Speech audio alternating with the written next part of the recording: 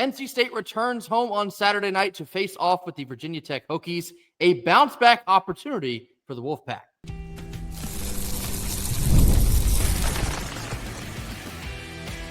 You are Locked On Wolfpack, your daily podcast on the NC State Wolfpack, part of the Locked On Podcast Network, your team every day.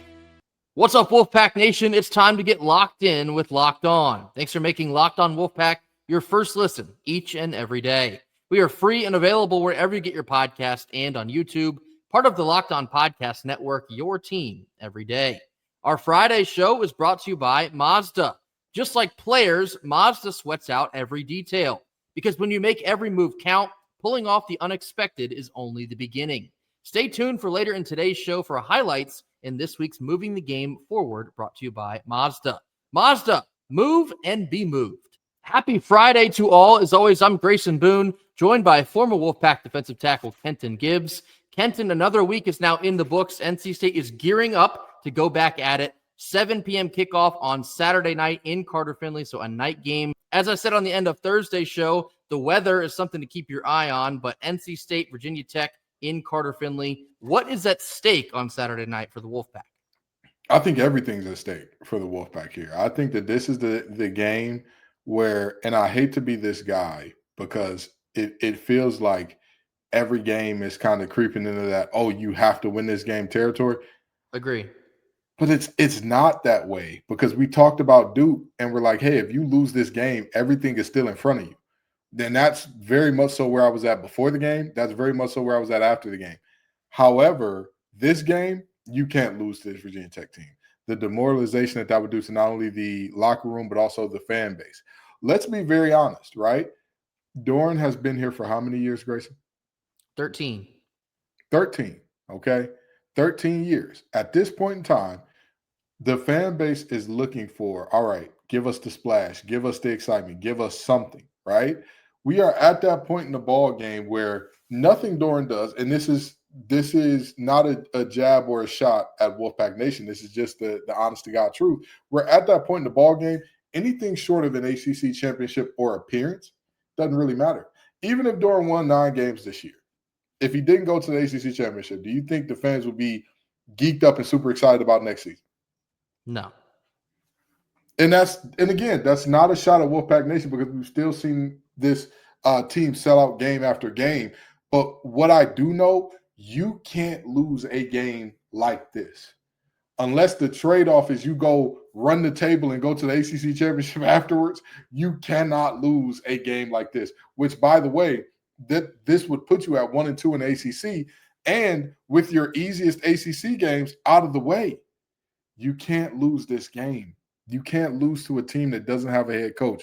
You can't lose to a team that's in the bottom of nearly every relevant stat in the ACC. You can't lose this game at home, at night, against this team that their only win so far this season has come against an FCS team. They couldn't even beat a group of 6 team. I don't mean they couldn't beat them as in, oh, it was a close game and then last minute, ODU just pulls off a magical catch and a field goal. ODU pulled off the gas. They pulled their foot off the gas early. It was 31-0 at one point in time in that game. 31-0. So you absolutely cannot lose this game. This is a must-win, or this is a can't lose, rather, much more than a must-win. Because winning it, people are going to be like, that's what you're supposed to do. But losing this game, boy, the message boards would go crazy. The fan base would go crazy. And let me be very clear. Grayson Boone and Kenton Gibbs would also go very crazy after losing a game to this team. Yeah, and following the Duke loss, I saw a lot of flipping of tables, a lot of folks saying it's over. And to that, we kind of got on here and said, well, many of us expected that to be a loss anyway. Now, that doesn't rationalize the loss, because it very much pissed the two of us off in the fashion in which we lost that ball game. But in the preseason, when you kind of expected to be 3-1 at this point of the season, how can you say it's over if you're 3-1 at this point of the season? Now, I say all of that to say, if you lose this game and you're 3-2 after 5 games, I'd be willing to hear some of the it's over talk, because that's how bad of a loss losing to Virginia Tech would be. We've already spent half of the week telling you they're a little bit of a rudderless ship right now. They've looked completely lost against teams with a pulse. They got blown out at home against Old Dominion. Their only win came against an FCS team in Wofford. Their head coach is gone. They have some roster and some depth chart uncertainty. This is not a game that NC State has any business making more interesting than it should be. They do have a lot of upperclassmen players on both sides of the ball. So those guys are going to be wanting to play to finish out their collegiate career. That matters to them.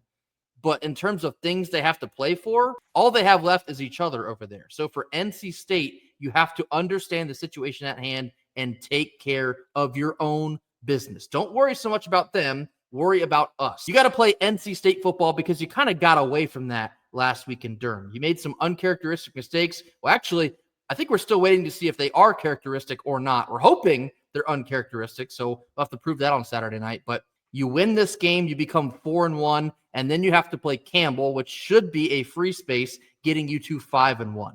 5-1 through 6 games of the season. How many of us had 5-1 in the beginning of the season? I'd say a decent amount. I saw a pretty good amount of people predict that. That's a good spot to be, because they say that momentum is a hell of a drug. We know that Notre Dame is hiding right behind that Campbell game. And then you got Pitt, and then you got Miami, and then you got Georgia Tech.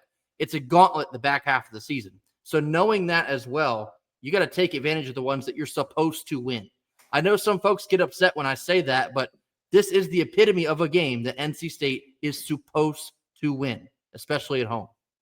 Yeah, and in terms of what Grayson is talking about when he says the back half is a gauntlet, in these first 4 games, I believe that the ESPN FPI predictor had NC State, or rather in these first 6 games, the ESPN FPI predictor had NC State winning 5 of them, 5 Right. of 6. On the back end of this schedule, if we use that exact same measurement, I believe the only game that they have us winning on the back 6 is North Carolina. That's Correct. it. So this is a season where, like you said, Grayson, it's obviously Notre Dame. You're going to be underdogs. Pitt, as of now, the ESPN 52.5% chance of Pitt to win. Georgia Tech 62% or 61.8% chance to win. Miami with a 89.3% chance to win. Florida State with a 74.8% chance to win. So North Carolina is the only team on the back end that you are predicted to beat. That's just the reality. That's just the reality. You cannot let a game like this slip away, because if ESPN is correct, you are barely getting to a bowl game by the hairs on your chinny chin chin, which, by the way, I don't believe. And the FPI is very dynamic. It's not static. It's going to change from week to week. And I have a feeling that some of those games will be not as far apart in the future, but I'll leave that right where it is. The reality is, this is a game that you cannot lose. You do not want to have a situation where all of a sudden you start to get that feeling of, maybe our chain is fake. I mean, who have we beaten so far this season? A first-year head coach. A head coach is probably not going to make it to the end of the season, and a group of 16. And then doubt starts setting in, and you're like, man, we really lost to a team that didn't have a head coach. You need to win this game for the team's morale's sake, for Wolfpack Nation's morale's sake. I'm loving everybody talking about basketball, but we still have a team that is 3-1 right now, soon to be hopefully 4-1, headed to 5-1. And even if you say down the stretch, oh, it's such a murderer's row, you can't win any of those games, you're still looking at a team that they would have to beat the mighty Dirty Foot Club that also looks god-awful against everybody except Charlotte and Richmond. So, this is a situation where Doran and company know this is a game you got to win. Real quickly, NC State is 3-1. Virginia Tech is 1-3. All time, NC State trails the series 20-28 with 4 ties. But most recently, NC State has won back-to-back games in 2022 in Raleigh, 2023 in Blacksburg. NC State looking to make it 3 in a row on Saturday night, 10.5-point favorites over the VT Hokies. Coming up next, we're getting into Kenton's keys for the Hokies. This comes after a quick word from our sponsors. This episode is brought to you by Mazda's moving the game forward. For those who believe it's not just about playing the game, it's about redefining it. There are moments that do more than just put points on the board. They move crowds, they move culture, they keep the game moving forward. Last week for the NC State Wolfpack, Terrell Anderson kept the game moving forward. He caught 9 passes for 166 receiving yards, 2 receiving touchdowns. When you follow what moves you, the unexpected is only just the beginning. And just like there's more to every highlight, there's more to each and every Mazda vehicle. Mazda, move and be moved.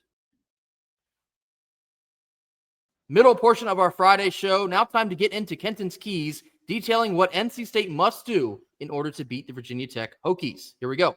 I made this about us because I say that this game is about us for a decent amount of games, especially when we're playing group of 5 or FCS teams, group of 6 or FCS teams. But with all due respect, I mean, if you get waxed by a group of 6 team, all of a sudden you move into that territory where you're going to be hard pressed to find keys that are about the opposition here. So offensively, establish yourself early. Like Grayson, I said, put this wounded animal out of its misery. Do not let them hang around and linger and start feeling good. And all of a sudden, they start feeling like we're scrappy and we can do this. No, make it apparent early. Hey, you all are the same team that got your head coach fired. Make that apparent early by scoring 14 points or more in the first quarter. Number 2, protecting the ball is protecting the brand. Folks, you got to commit 1 or less turnovers in this game and none in plus territory. When you're in plus territory, you need to be thinking about either coming away with points or pinning them so deep. It in essence may not pay off on that drive with points, but the next drive you're going to get points because again they're playing from a very uncomfortable position. So protecting the ball is everything, especially when we look at the fact that our only loss of the season so far, we were -4 in the turnover category. And our third and final offensive key? Let the young dogs eat. Here's the thing, okay? There are going to be some young wolves that need a chance or that want a chance to get out there and get things going. We need 150 plus yards from underclassmen not named CJ Bailey or Hollywood Smothers. And here's why that's important.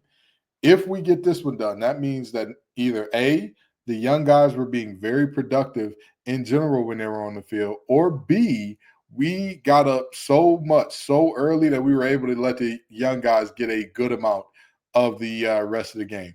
This is a game for me. These next couple weeks, I want to see you get up early, dominate, put them out their misery, get guys out of the game. Get guys that are necessary out of the game. You know what I mean? I don't want to see some of our star players, some of our core players, some of our guys where we're like, you're amazing. We don't have amazing depth behind you, get hurt because we're in a battle locking horns with Virginia Tech in the middle of the fourth quarter. Let the young dogs eat. Give me 150 plus from underclassmen not named Bailey or Smother. Committing 4 turnovers on the road against Duke. Obviously, we all understand that's the underlying reason you were not able to win that game. And also playing complimentary football. Did not get enough of that. I love the stage for CJ Bailey to reassert himself. And I know I am kind of concerned about the weather. We'll talk more about that later. But that will favor CJ Bailey and the run game as well. I continue to be pretty impressed by the play of the offensive line so far. They've been able to establish a ton of running room for Hollywood Smothers to get busy. I still am asking for more of Duke Scott. Perhaps this is a game where you'll see more of him, especially if it does get kind of ugly weather-wise. So NC State's offense just needs to be themselves. Don't shoot themselves in the foot. Take care of the football, and the rest should take care of itself. Now, switching gears to defense and special teams. Number 1, takeaways will win the day. I need to see 2 or more takeaways against this Virginia Tech team. Now, here's the thing. Please, I'm begging, please, DJ Elliott and company, I'm begging you, if you can hear the sound of my voice, we have a repeat of last week's scenario. Grayson, do you know what Duke and Virginia Tech's offenses have in common coming into this game? They're not very good. Well, no, I think Duke's offense is pretty good, but let me tell you this, Grayson. Both teams came into their games against NC State having every team that they played, including the FCS teams that they played, Elon and Wofford, created takeaways against them. Don't be the exception. Do not be the exception. I am begging and pleading. I am on my hands and knees. I am screaming to the highest of heavens, to every deity that will listen to me. Please do not let this be the second week in a row where a team that has turned the ball over every single game, all of a sudden, when you come to town, all of a sudden, when we're talking about you, we can't get it right. Oh, we can't create a turnover. We saw this against South Carolina. We saw this against Vanderbilt. We saw this against Old Dominion. We saw this against Wofford. You can turn this team over. You can do it. I believe in you. You can't tell me that Wofford is a better defense than you. And honestly, if we can't achieve this one, I may start asking myself, how bad is this defense actually? How bad are we that two FCS teams could force teams to turn the ball over, and meanwhile we were sitting there twiddling our thumbs with our you-know-what in our hands because we could not find a way to take the ball away. So I say all of that to say, force 2 or more turnovers against Virginia Tech. Our second defensive and special teams key? Our second key, no drone strikes. What do I mean by that? Hold Kyron drones to under 265 total yards. If you look at this team and this offense, he is Mr. Center of the universe. When their offense has been at their best, it has been because Kyron Drones was at his best. He is their most dynamic passer. He is their most dynamic rusher. He is all of those things. And here's a very interesting fact that many people may not know about this team. Kyron Drones has only thrown for 300 or more yards in one game this year. Just one. Would you venture to guess what game that was, Grayson? My gut tells me Wofford, but I think it might be ODU like in the second half. Nope, you were correct. It was Wofford. It was Wofford. That's the only time that he's thrown for more than 300 yards in a game. Every other game this year, he has not scratched it. He has not come close. Please keep him under 265 total yards, and we will walk away victorious by a mile. And our third defensive and special teams key? Special teams, just be routine. Please. I'm already bald. I can't pull out any more hair behind y'all. I can't do it. I can't do it. Grayson's hair is about to get thin, and this is just not what we want. You know, Grayson wears hats because he likes them, not because he has to. But y'all keep playing like this as a special teams, he's going to get there. So here's what we need, special teams. We're asking you. Frank Beamer ain't walking through that door. Beamer ball is dead and gone at Virginia Tech. So here's what we ask for out of special teams. No returns allowed past the 50. No missed field goals. No fourth down penalties that extend the drive for Virginia Tech. And no fakes or onside kicks that are successful. And some people may say, well, Ken, that's a lot of things. Well, yes, but those things are like, hey, put the key in the ignition. Turn the key. Or if you don't have a turn key, put the key near the power button, and then put your foot on the brake and press the power button at the same time. Like, yes, those are technically a bunch of steps, but when you think about it like a logical, normal person, you're like, oh, that's nothing. I can do that in my sleep. So please, just make special teams routine this week. Grayson, I don't know about you. I'm tired of being on the edge of my seat for basic things in terms of NC State's special teams. Game 1, 2 missed field goals. Game 2, we kick multiple times to the ACC returner of the week, who sets them up with short fields not once, but twice. Game 3 against Wake Forest, they got it cracking off the bat with a kick return touchdown by the only player on their team that Grayson and I said, hey, this guy's super explosive. He's the only guy not named Devon Claiborne that you need to worry about. You know, this ain't the situation where, oh, it's the guy that she told you not to worry about showing up. No. This is the guy that she said, yeah, I totally cheat on you with him if the opportunity presented itself that gave itself up there. And then game 4, a comedy of errors, a literal comedy of errors, allowing them to get a punt off after a muff punt, allowing them to convert on 4th down after we jumped off sides, getting a field goal blocked when we didn't even have a situation where they were rushing with a bunch of guys. all of these things, all I am saying is please, please, please, please, just be routine. Don't give me any excitement on special teams in terms of a negative way. This sounds like we might be asking for a lot, but if you really boil it down, it's kind of like the bare minimum. Like, maybe don't jump off sides when they're going to kick it back to you on 4th and 9, knowing who you're kicking it to. Maybe take advantage of that, kick away from the guy that's more than likely going to burn you. Field goals, I'm not going to sit here and demand that you make every single kick we attempt, but the chip shot, you got to have your chip shots in closely contested games against Virginia Tech or against ECU. Anyone on the schedule, you got to take advantage of points whenever you have those. When it comes to keeping Kyron Drones at bay, a lot of times when we talk about the keys, we make it very, very simple. So, like, for example, Virginia Tech, hey, their quarterback is the best player they have on offense. If you're going to stop them, it's probably going to have to start with stopping him. If Virginia Tech is going to win the game, it's going to be facilitated through the play of Kyron Drones. Keep that in mind.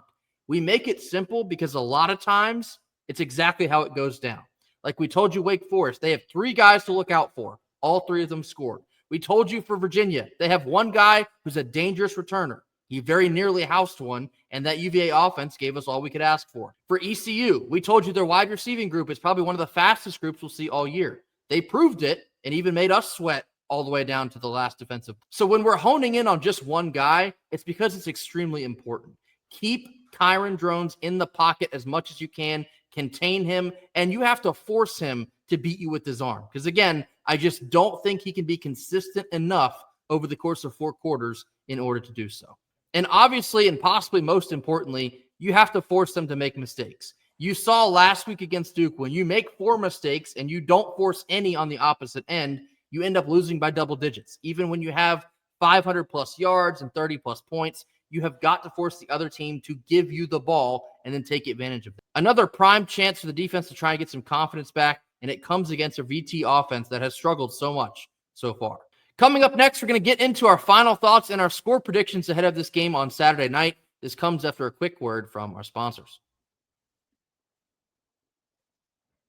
Our second Friday sponsor is DoorDash. It's almost time for the weekend, so that means it's time to look back and crown this week's MVP on Who Delivered, powered by DoorDash. Just like you can win every Saturday with DoorDash Streaks, saving more every time you order, these players delivered when it mattered the most. Let's break it down. Last week for the NC State Wolfpack, wide receiver Terrell Anderson delivered in a big way. 9 catches for 166 yards and 2 touchdowns. He delivered with no hesitation and no delay. And if you've been watching week after week, then you already know that TA's performance was no fluke. Just like Terrell Anderson delivered for the NC State Wolfpack, DoorDash will deliver for your Saturdays. With DoorDash Streaks, you can save every time you order. Stacking it up all season, you can save up to $250, including $100 in DoorDash credits. Order this Saturday and keep the streak alive. Fuel your game day only with DoorDash. Terms apply. Promo period goes from right now through November the 18th. And our third Friday sponsor is 5 Hour Energy. How about that? Sounds about right to me. Caffeine just got a flavor upgrade. 5 Hour Energy shots deliver tasty caffeine in 17 bold flavors. Each 2-ounce shot packs the caffeine of a premium 12-ounce cup of coffee, plus B vitamins and nutrients with 0 sugar and 0 crashes. What I love the most is how portable they are. There's big taste in just a tiny shot. You can take it everywhere you go and get that boost that you need so desperately. Enough with the boring, flavorless caffeine. It's time to give your caffeine a flavor upgrade with 5 Hour Energy shots. Get the favorites that you love or be bold and try something new in-store and online at 5hourenergy.com or on Amazon today. Last couple minutes of our Friday show. Now time to dive into our final thoughts and our final score predictions ahead of Saturday night's matchup. As previously stated, NC State is a 10.5-point favorite over the VT Hokies Saturday night in Carter-Finley. 7 p.m. kickoff on the CW network. Kenton, your final thoughts ahead of kickoff. This is the ultimate get-right game. Take it seriously. Get right, church, and let's go home. Get right, and let's get out of here. Let's not have a situation where we're sweating it out, where, they can backdoor their way into a bad beat where we only win by 10. No. And also, we're over-under of 57.5, much too low.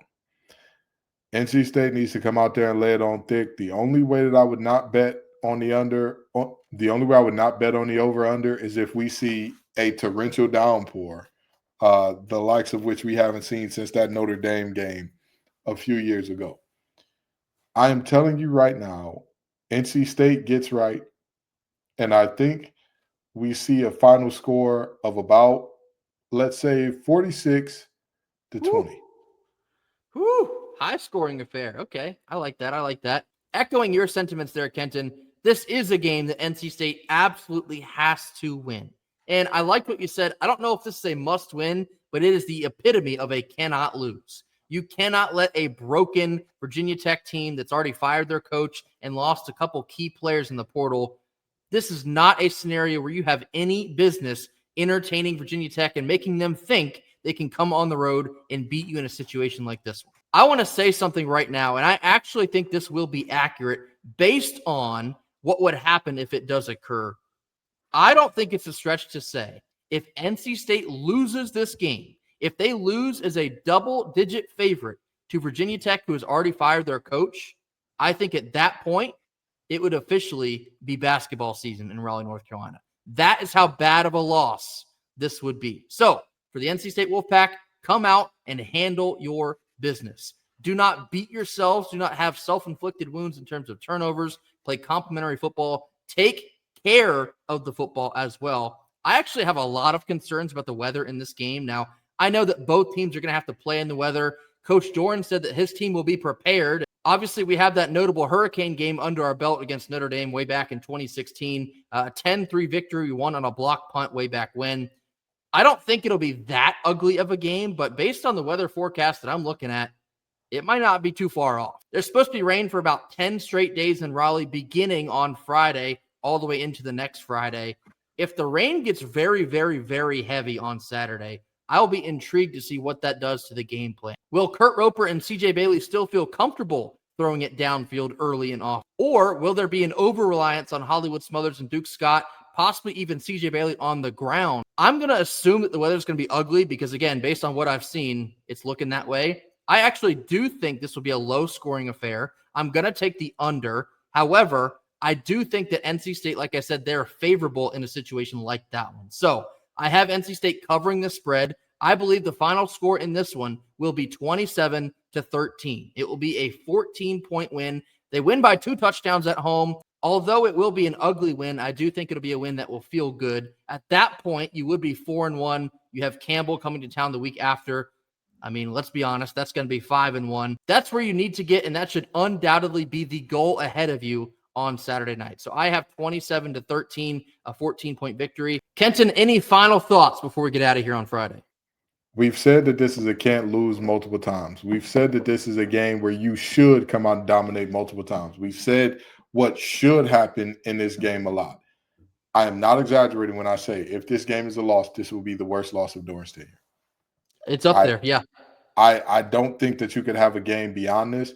And it's some people would say, well, no, this is a very low stakes game. This is a season in which you yourself said that they will win under 5 or over 8. Here's the thing. Winning over 8 is going to be a task. It's going to be a journey. However, losing this game, I think, would seal you at that potentially under 5 situation. Because, if you lose this game, the confidence drops in the locker room. Sure, you beat Campbell. Where do your wins come after that? Where do your wins come after that if you lose this game? We would love to say, oh, there's no hangover. There's no lasting impacts from a game like this. There definitely can be. If people are laughing at you, you become the laughing stock of the ACC. You become the team who lost to the team who doesn't have a head coach. Virginia Tech is a team that has quite literally already quit like twice this year. They quit in the second half against Vandy. They quit in the first half against Old Dominion, and their coach got fired. So think about that. Like, really conceptualize what that would mean if NC State then loses to that team. You might honestly see a similar effect for NC State if that happens to us. We better avoid that at all costs. We have too much talent on the offensive side of the ball to waste what we have this year. So looking forward to NC State back in action. Saturday night in Carter Finley, a night game. Still don't know what they're going to wear. I thought this might be the blackout game. Maybe they'll announce it on Friday. I guess we'll see. But that will do it for us here on Friday. Be sure to hit that like button. Drop your comments in the comment box. Mash that subscribe button if you have not already. Give us your thoughts on Kenton's keys for the VT Hokies. Anything else you'd like to add on something you'd like to see out of NC State? Give us your final thoughts and your score predictions as well. Back in action, our post-game live. It'll be a late one on Saturday night, but be sure to look for us there as well. We'll see y'all Saturday night, and until then, go Pack. Go Pack.